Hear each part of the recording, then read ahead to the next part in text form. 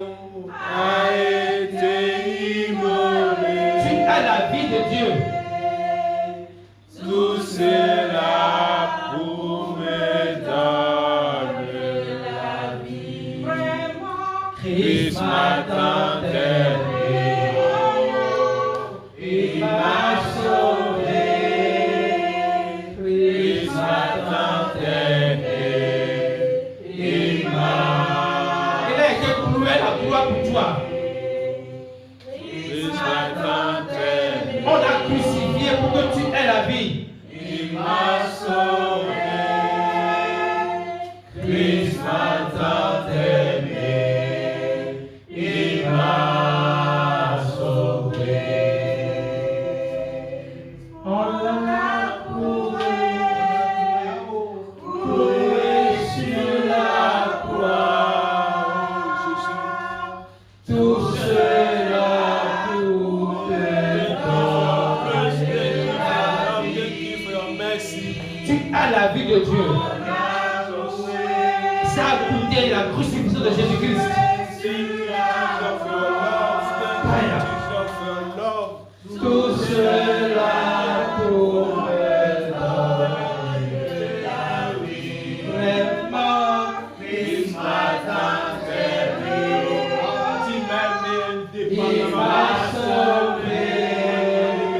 Christ m'a tant aimé, il m'a sauvé. merci Jésus. Merci pour ton amour. Cet amour qui t'a venu à la croix pour nous. Cet amour qui a permis que tu te laisses crucifier pour que nous en ait la vie. Tu nous entends t'aimer, que tu t'es oublié, que tu t'es laissé, que tu t'es dépouillé afin que moi j'ai la vie. Je te célèbre, je te bénis pour cet amour que tu me portes. Je veux que tu me donnes aujourd'hui la révélation plus profonde de cet amour-là dans ma propre vie, afin que je puisse voir de manière tangible combien tu m'aimes. Merci Jésus pour ton amour. Merci pour ton salut. Tu m'as sauvé. Ce n'est pas que tu me sauveras, mais tu m'as déjà sauvé. Et je te dis merci. Je veux que tu disposes mon cœur ce matin. Que tu ouvres mon entendement ce matin, afin que je puisse entendre ta voix au travers de la voix du prédicateur. Je veux que tu entendes la voix de Dieu, frères et sœurs. Je veux que tu entendes la voix de Dieu. Que tu entendes la parole de Dieu pour toi ce matin. Le Seigneur a un message personnel pour toi. Que ton cœur soit disposé pour saisir ce message. Que tes oreilles soient ouvertes pour entendre ce message. Merci Jésus. Que ton nom soit glorifié maintenant à jamais. C'est au nom de Jésus que nous avons prié. Amen. Alléluia. Aujourd'hui, nous allons poursuivre notre étude biblique. Lorsqu'on chantait la chanson, Oui. l'Esprit nous disait en fait que Jean, qu'il l'a fait. Amen. Et il n'attend rien en retour de nous. Amen. Ce qu'il veut juste, c'est que nous croyons en cela. Amen. Et de dire au monde entier qu'il les aimait conditionnellement. Il a accepté juste ce qu'il a fait. Amen. Professeur. Je bénis le Seigneur parce que c'est un chant qui m'a été révélé ce matin. Je l'ai chanté comme je ne l'ai jamais chanté. Et j'ai voulu quand même que nous partagions sur l'ensemble. Donc si Dieu m'a révélé cela en tant que pasteur de service, c'est pour nous. Alléluia. Alors nous allons poursuivre notre étude biblique ce matin sur Actes des Apôtres. Nous avons vu en Actes 6 et 7 que l'apôtre Étienne a été lapidé jusqu'à mort. Mais l'une des choses qu'on a apprises dans le passé, c'est qu'il n'y a rien qui peut arrêter l'évangile. Rien n'existe dans ce monde qui va annuler l'œuvre de la croix de Jésus-Christ. Rien. Rien de ce que nous pouvons faire comme opposition à l'égard de l'évangile ne peut empêcher l'évangile de prospérer. L'évangile, c'est comme l'eau. L'eau qui traverse les montagnes. Quelle que soit la forteresse des montagnes, l'eau trouvera sa place. Il n'y a pas de possibilité que tu empêches l'eau de passer. Alléluia. Donc l'évangile va continuer à progresser, à prospérer, tant qu'il y a des personnes comme nous capables de se tenir debout pour prêcher et annoncer l'évangile de Dieu. Alléluia. Donc, malgré la mort d'Étienne, les apôtres n'ont pas arrêté de prêcher l'évangile. Et pire, lorsque nous allons lire Actes 8, vous allez voir que, après verset 1, on va parler de ça, vous allez voir que Paul, devant qui Étienne était lapidé jusqu'à mort, lui maintenant il n'a plus le relais, il a commencé à persécuter l'église, il a emprisonné les chrétiens n'importe comment. Et pendant qu'il le faisait, il dispersait les disciples, les apôtres, tout le monde battait. Et Philippe, un apôtre de Jésus-Christ, est allé en Samarie. On va lire Actes 8, verset 5. Il est allé en Samarie pour prêcher Christ. Lisez, voyez. Philippe va dans une ville de Samarie et là, il annonce le verset. S'il vous plaît, je veux la version de 8 secondes. Philippe, étant descendu dans la ville de Samarie, il prêcha le Christ. Il prêcha le Christ. Que veut dire prêcher le Christ? Que veut dire prêcher le Christ? Ça veut dire annoncer la mort de Jésus-Christ, son ensevelissement, sa résurrection. Parce que la première fois que Jésus s'est révélé à ses apôtres comme le Christ, il a mis l'accent sur quelque chose. Le Fils de l'homme a souffert dans la main des anciens, il sera crucifié, il sera enseveli, le troisième jour, il ressuscitera des morts. Ce monsieur n'a pas plus appuyé, il a dit non, que cela arrive. Et Jésus a dit, arrête-moi Satan. Tu as les pensées de l'homme. Dans les pensées de Dieu, pour que nous puissions être sauvés, il doit forcément, obligatoirement, passer par la croix pour nous. Donc Jésus n'avait pas peur de mourir à la croix pour nous. Parce que lui-même a donné sa vie pour la reprendre. Donc prêcher Christ crucifié, prêcher Christ, c'est prêcher Christ crucifié et ressuscité. Prêcher le Christ, c'est prêcher Christ crucifié et ressuscité. C'est annoncer que par amour pour nous, tellement Dieu nous a aimés, qu'il a accepté de mourir à la croix pour nous. Ce que Christ a fait, il ne l'a pas fait pour sa propre gloire. Il a fait par amour pour nous. Alléluia. Et cette prédication comporte en elle la puissance de Dieu. Voyons ce qui s'est passé pendant qu'il prêchait. Voyons ce qui s'est passé. Allez-y, allez-y. Les foules tout entières étaient attentives à ce que disait Philippe lorsqu'elles apprirent et virent les miracles qu'il faisait. Tous étaient attentifs lorsqu'il apprit et virent les miracles qu'il faisait. Notez bien, ce n'est pas qu'il a laissé la prédication et il a commencé à faire des miracles. Vous allez voir ça dans la suite, ok? Dans la suite, verset 17. Car les esprits impurs sortirent de plusieurs démoniaques en poussant de grands cris, et beaucoup de paralytiques et de boiteux furent guéris.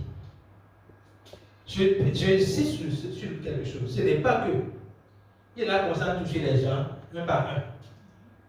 L'évangile porte en lui la puissance de tout ce que nous avons vu là.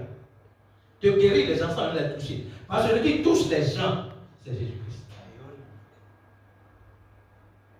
Quand nous touchons quelqu'un, on voit une personne à quelqu'un, la personne, c'est notre main, mais la personne qui touche là, qui touche celui qu'on a touché là, ce n'est pas nous, c'est Jésus-Christ.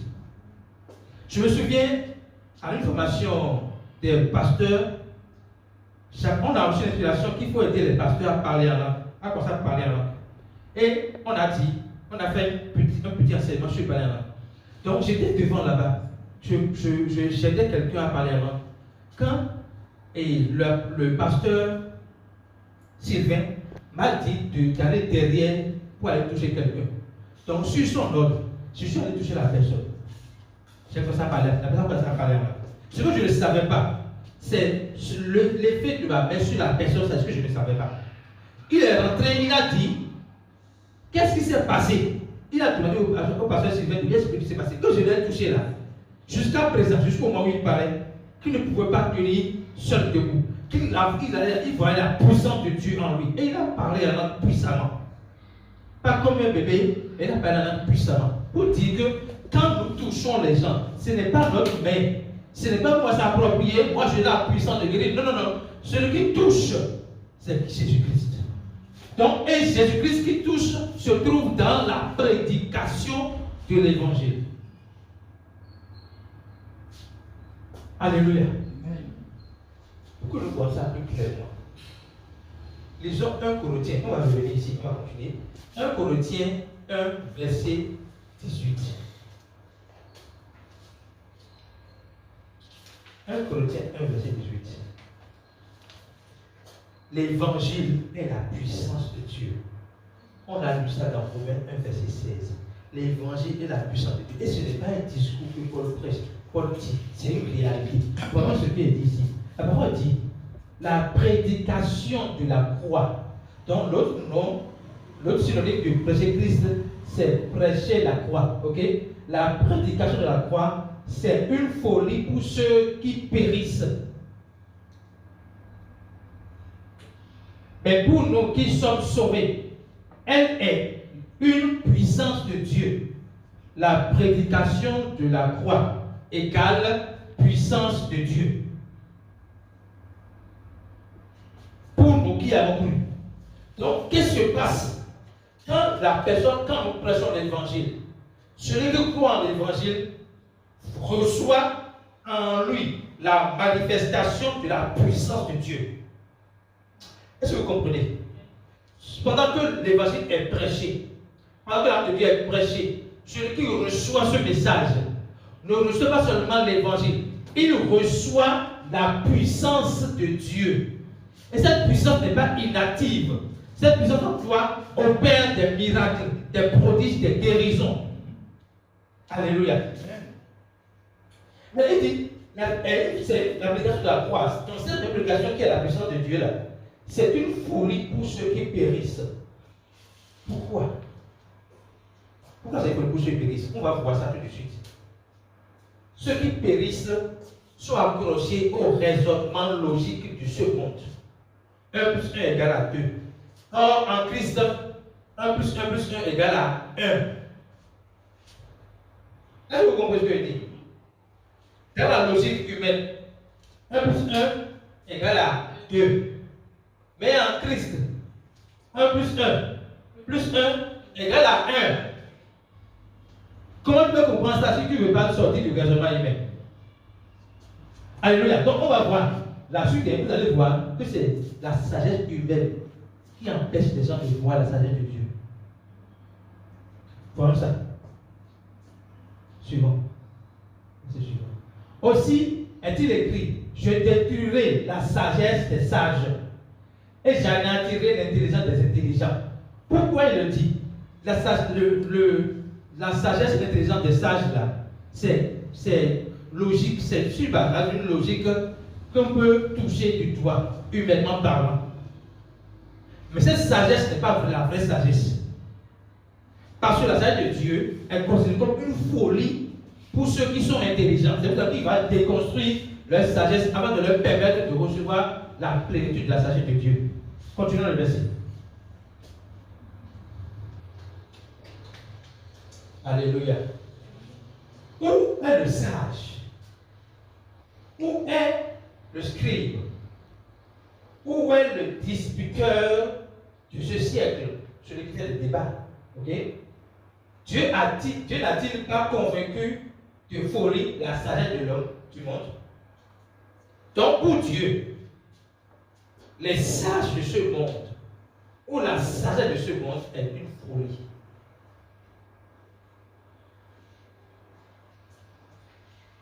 Pour Dieu, la sagesse de ce monde est une folie.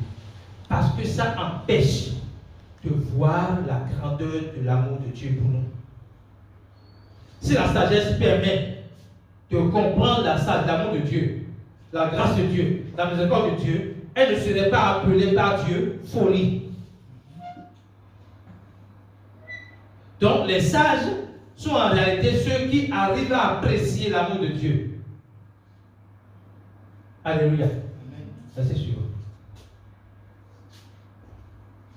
Car puisque le monde, avec sa sagesse, n'a point connu Dieu dans la sagesse de Dieu, il a plu à Dieu de sauver les croyants par la folie de la prédication. Puisque le monde, avec la sagesse, donc la sagesse du monde, n'a pas connu Dieu, donc la sagesse du monde est un obstacle pour aller à la connaissance de Dieu. C'est pour cela que quand nous venons à Christ, surtout pour l'enseignement de Christ, on fait savoir qu'il faut déposer tout ce que tu sais d'abord afin de recevoir la nouveauté, les nouvelles perspectives en termes de sagesse de Dieu. Parce que si tant que tu as accroché à ta sagesse, j'ai ce que je sais, pendant 50 ans on m'a appris ça, comment tu vas te déconstruire maintenant? Si tu as accroché à ça, tu ne peux jamais avoir la révélation de la sagesse de Dieu.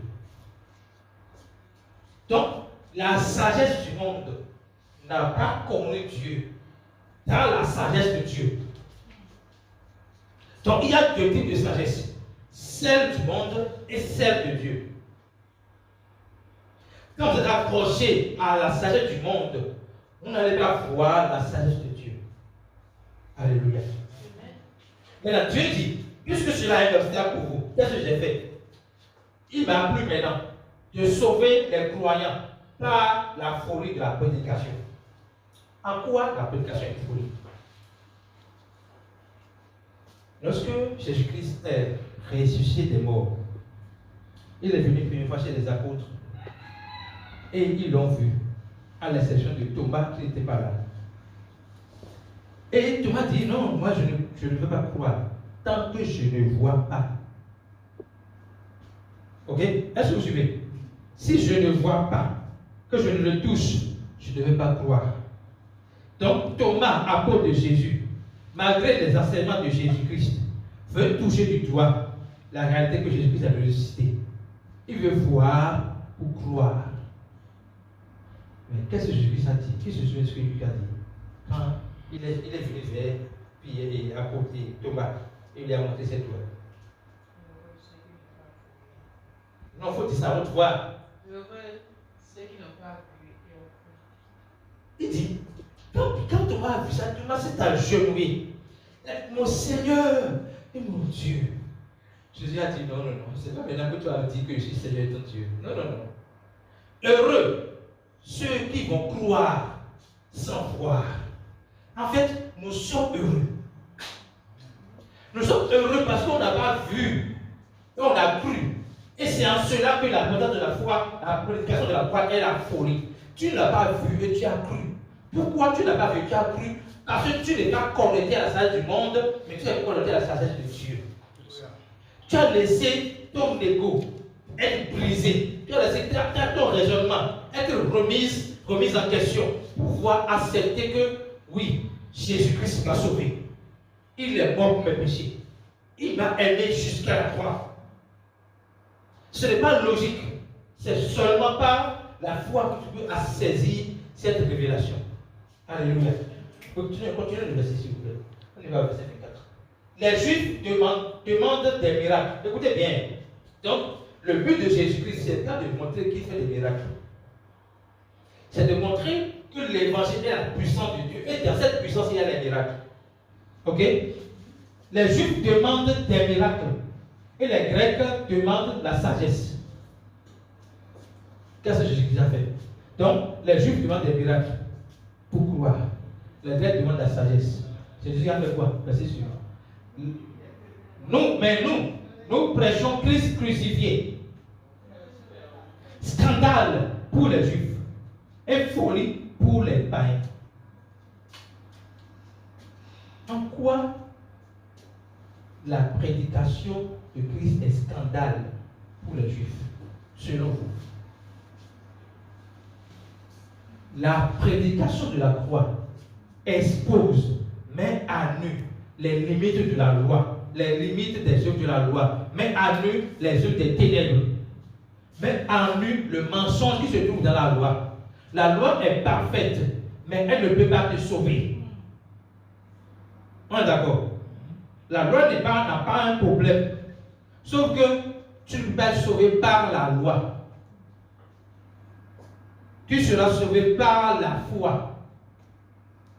Or, la prédication de l'évangile détourne les regards de la loi qui tient à cœur aux Juifs pour donner le focus sur la foi.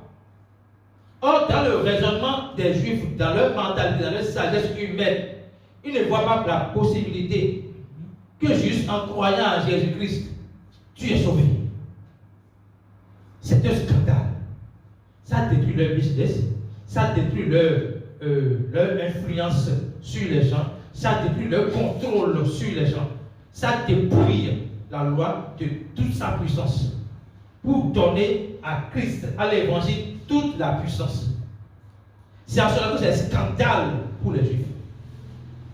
Folie pour les païens, c'est-à-dire, ils ne voient pas la possibilité dans leur raisonnement humain de croire. Les Juifs tiennent à la loi. Ils sont légalistes. Et c'est par là qu'ils arrivent comment je vais dire ça? À soumettre les gens à leur principe à eux. Leur empêcher de voir Christ comme il est réellement. Alléluia. Continuez le verset. On va continuer là tout à l'heure. Mais puissance de Dieu et sagesse de Dieu pour ceux qui sont appelés tant juifs que grecs. L'évangile est la puissance de Dieu et en même temps la sagesse de Dieu pour tous ceux qui sont appelés, qu'ils soient juifs ou grecs. Alléluia. Donc, est-ce que vous avez compris que l'évangile est la puissance de Dieu? Quand Philippe prêchait, les miracles s'opéraient au travers de la prédication de l'évangile. Alléluia. Et pendant que nous prêchons l'évangile, nous devons être convaincus qu'on voit des gens chez Akassi Ouka, que Dieu opère la puissance en eux. Là où nous sommes, et je vous le garantis, là où nous sommes actuellement, pendant que nous écoutons l'évangile de Dieu, la puissance de Dieu est opérante dans notre vie. Amen. Même si on ne le voit pas, dans tous les aspects de notre vie, Dieu est en train d'opérer des miracles que nos yeux ne voient pas. Amen. Alléluia. Continuons à l'acte des apôtres. Acte 8.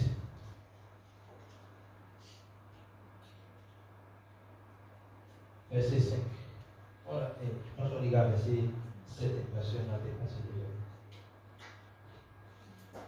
Car les esprits impurs sortirent de plusieurs démoniaques en poussant de grands cris, et beaucoup de paralytiques et de boiteux furent guéris.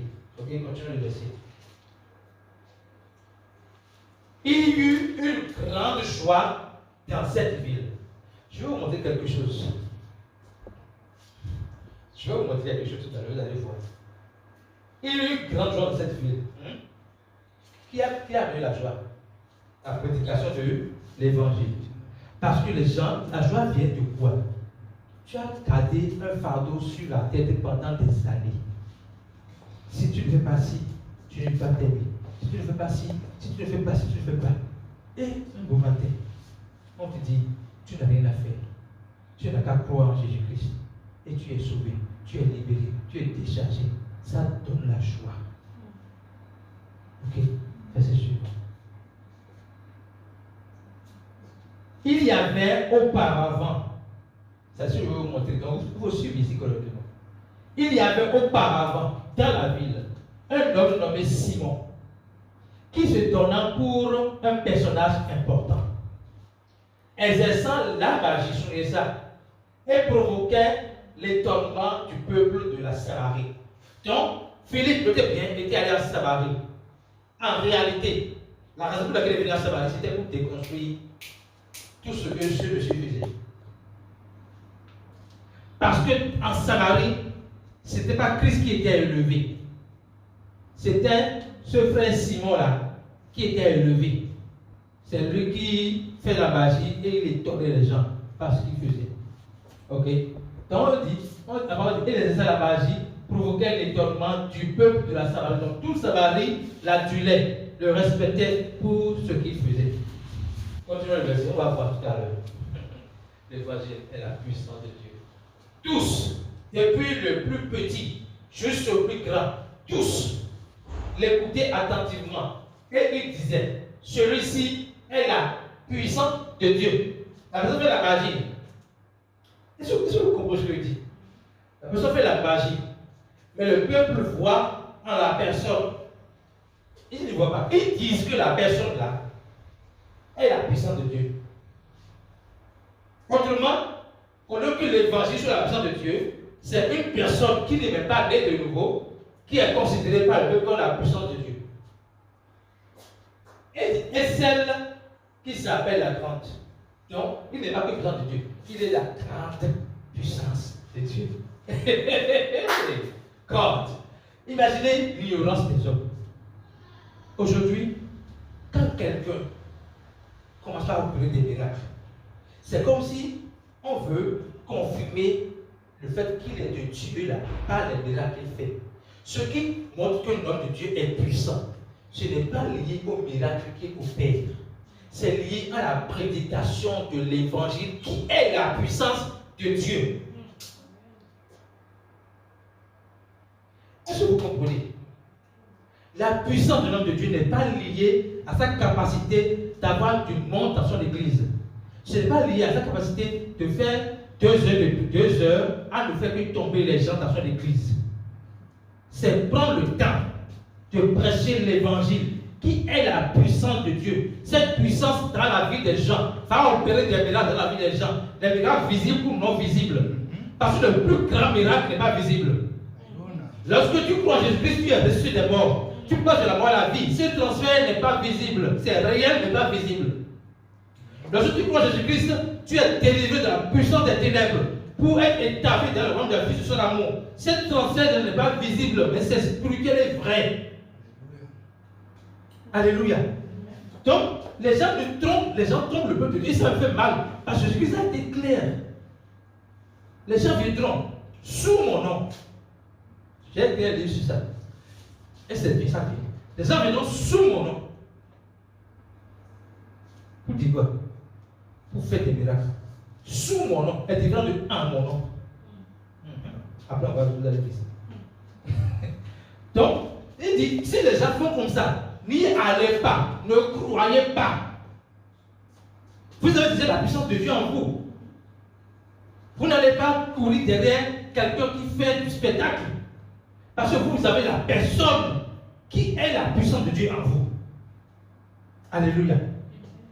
Donc, la suite maintenant, verset 11, s'il vous plaît. Il l'écoutait attentivement parce qu'il les avait longtemps étonnés par les actes de magie. En temps, ils n'ont pas dit qu'ils ont été guéris, qu'il y a guérison et quelque chose. Ils faisaient actes de magie, tout simplement. Hein? C'est tout ce qu'ils faisaient. Allons-y, verset 12. Maintenant, mon dit. Mais quand, donc, l'histoire avec ce spectacle-là prendra fin à cause d'une personne, Philippe, qui vient prêcher Jésus-Christ. Mais quand ils eurent cru à Philippe, je vais nuancer quelque chose. Quand ils eurent cru à Philippe, qui leur annonçait la bonne nouvelle du royaume de Dieu et du nom de Jésus-Christ, hommes et femmes se firent baptiser. Je veux dire, ce n'est pas qu'ils ont mis le foi en Philippe, en la personne de Philippe. Non. Parce que Philippe ne parlait pas de lui. Philippe ne se donnait pas la gloire. Philippe pointait le regard sur la bonne nouvelle du royaume de Dieu et du nom de Jésus-Christ. Ce que vous comprenez. Donc, leur foi n'était pas dans la personne de Philippe, mais dans la personne que Philippe prêche. Est-ce que vous comprenez? Hommes et femmes se firent baptiser là, on va revenir là-dessus. Ok? Se baptiser, quand tu crois en Jésus-Christ, en réalité tu es déjà baptisé. Pas besoin qu'on te mette dans l'eau. Mais dans l'église primitive, au début de l'église, les apôtres n'avaient pas une vraie perception de ce côté-là. Ok? Ce n'est pas un problème si tu te mets dans l'eau, non. Mais lorsque tu comprends l'évangile, la parole veut savoir simplement celui qui croit que Jésus est le Christ est né de Dieu. La naissance de Dieu n'est pas liée à un baptême, mais à la foi dans le nom de Jésus-Christ. Continuons le verset 13. Simon lui-même, celui qui faisait la magie, crut. Et après avoir été baptisé, il ne quittait plus Philippe et il voyait avec étonnement les miracles et les grands prodiges qui s'opéraient. Alléluia. Qu'est-ce qui s'est passé? Lui, qui était la star de la Samarie, lorsqu'il a écouté l'évangile, il a cru. Je vais m'arrêter là, mais je vais mettre ça sur quelque chose. Qu'est-ce qui a permis à Simon de croire? Dans le message de l'évangile, il n'y a pas la condamnation. Si jamais Philippe accusait Simon de magie, il a fermé son cœur à l'évangile. Donc, je veux que vous voyez ce qu'il n'est pas dit ici. Dans sa prédication, il n'accusait pas. Jésus-Christ a dit, le Fils de Dieu n'est pas venu pour juger, mais pour que le monde soit sauvé par lui. Le focus de la prédication de l'évangile, ce n'est pas de juger, c'est de sauver. En sauvant, ceux qui ont le cœur disposé vont être sauvés. En prêchant, ceux qui ont le cœur disposé seront sauvés. Parce que tu vas exposer leur nudité sans les juger. Quand leur nudité est exposée et qu'en tant qu'ils ne se sentent pas jugés, ils vont réaliser que ce que tu amènes n'est pas ce que lui a. Si vous comprenez, la plupart du temps, ceux qui ont fait des années dans l'occultisme, quand ils viennent à Jésus-Christ, et quand vous les entendez prêcher, c'est comme ils ont compris, mais trop tard, qu'il n'y a pas de puissance qui dépasse celle de Dieu dans ce monde. Ils ont compris trop tard que c'est une perte de temps de faire les choses, de chercher à faire les choses. S'il te plaît, lis-moi Acte 27, verset 17 ou 17, verset 27. Où on parle de tâtonnement. Dieu ne juge pas les gens qui cherchent Dieu autrement. Non. Acte 17, verset 27 ou verset 17.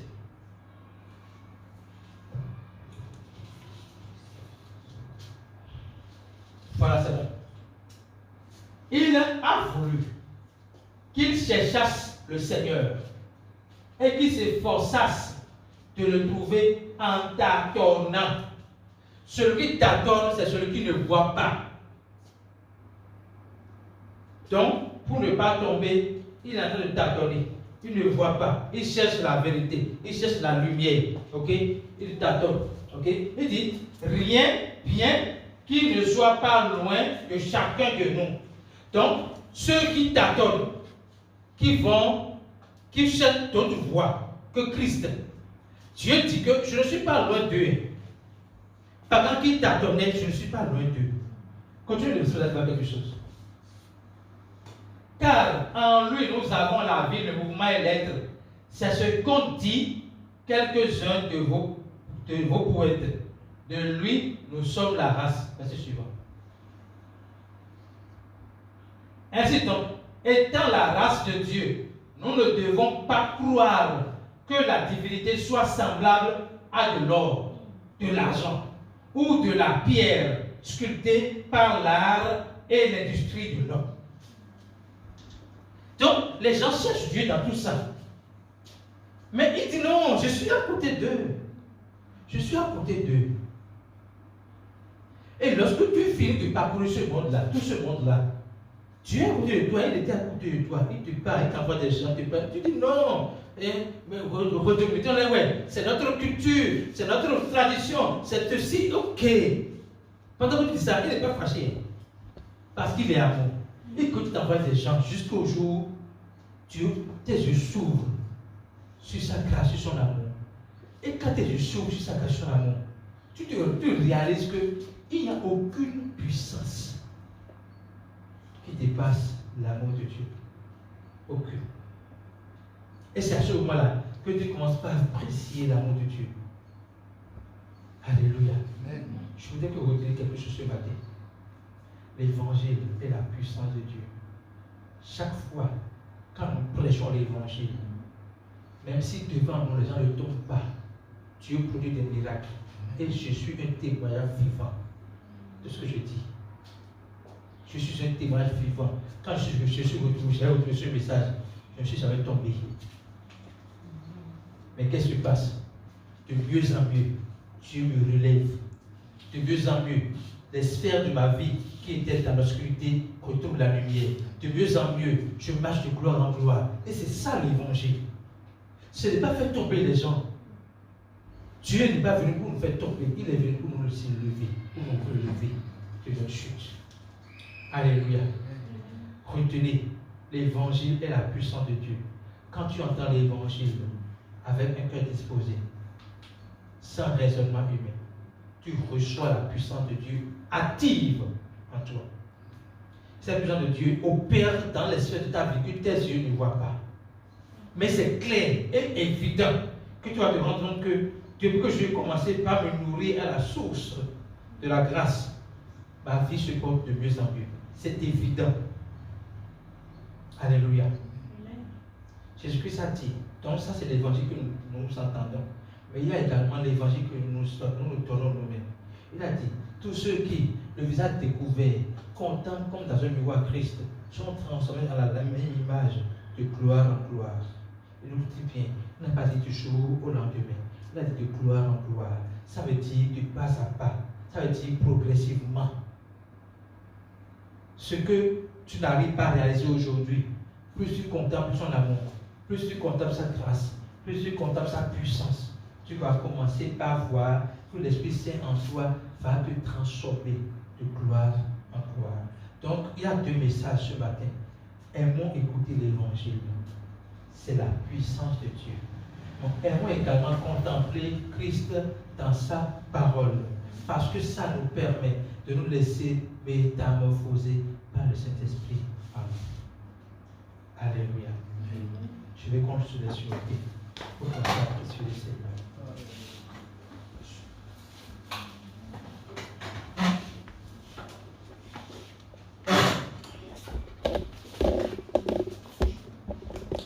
Nous allons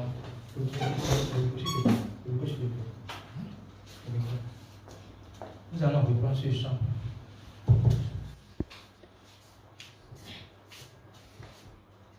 Christ m'attend aimé. Je veux que vous repreniez ce chant tout en contemplant le de la paix. Christ m'attend aimé. Il m'a sauvé. Christ m'attend aimé. Il m'a sauvé. Christ m'attend aimé. Il m'a sauvé. Christ m'attend aimé. Il m'a sauvé. Vraiment, Christ m'attend aimé. Alléluia. Il m'a sauvé. Tu es sauvé. Christ m'attend. Tu es sauvé. Parce que Dieu t'a aimé. Il t'a aimé intensément. Christ m'attend aimé. Alléluia. Il m'a sauvé. Christ m'attend aimé. Il m'a sauvé.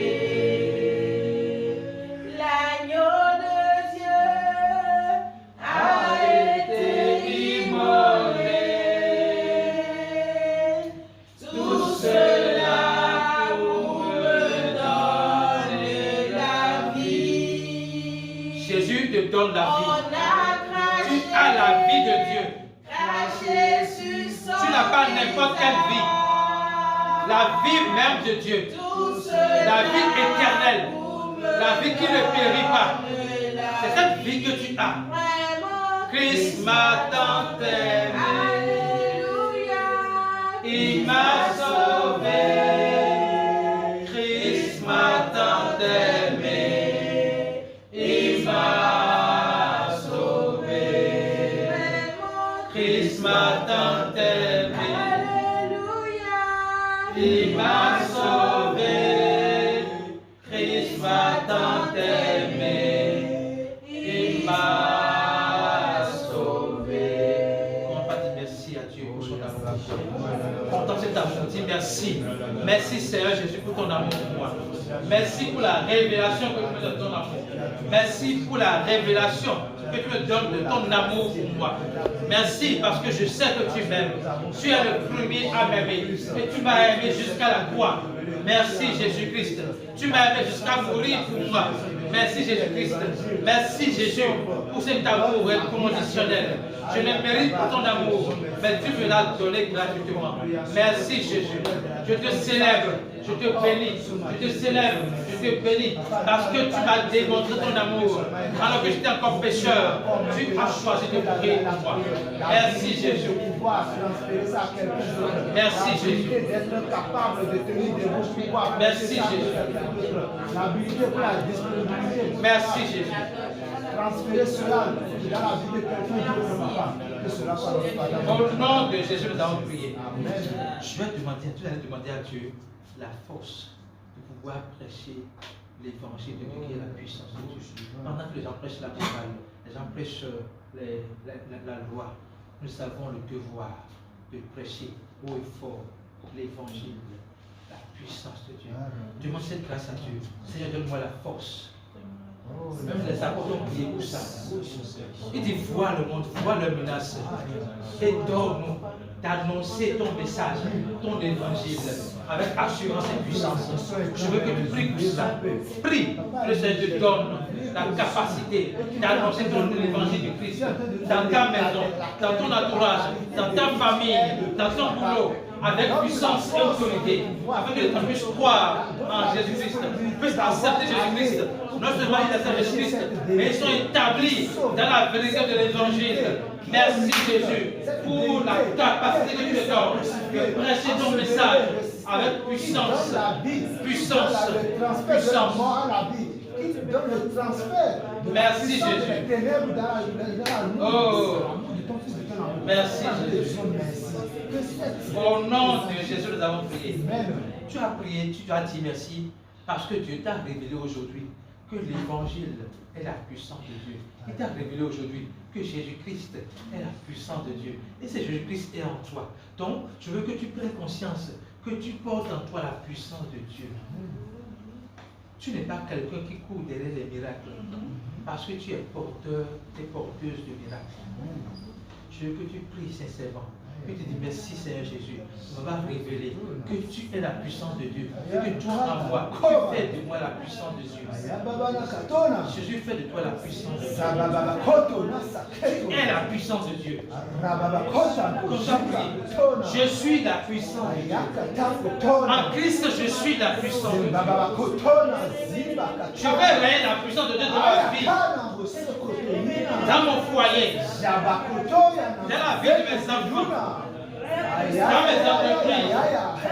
Dans mes projets. Je vois la puissance de Dieu en action. Au nom de Jésus-Christ. Je vois la puissance de Dieu en action. Dans tous les domaines de ma vie. Je vois la puissance de Dieu en action. Dans toutes les sphères de ma vie. Je vois la puissance de Dieu en action. Dans le domaine de ma vie, où je sens des difficultés, je vois des limitations. Au nom de Jésus-Christ, la puissance de Dieu est en action. La puissance de Dieu s'active et restaure ma vie. Dans une place spirituelle, matérielle, physique. Au nom de Jésus-Christ. C'est au nom de Jésus que nous avons prié. Amen. Merci Jésus pour ton amour. Merci parce que tu l'as fait. Merci parce que tu l'as fait. Merci parce que tu l'as fait. C'est au nom de Jésus que nous avons prié. Tout est accompli dans ta vie. Tu feras la puissance de la nation. Au nom de Jésus-Christ. Amen.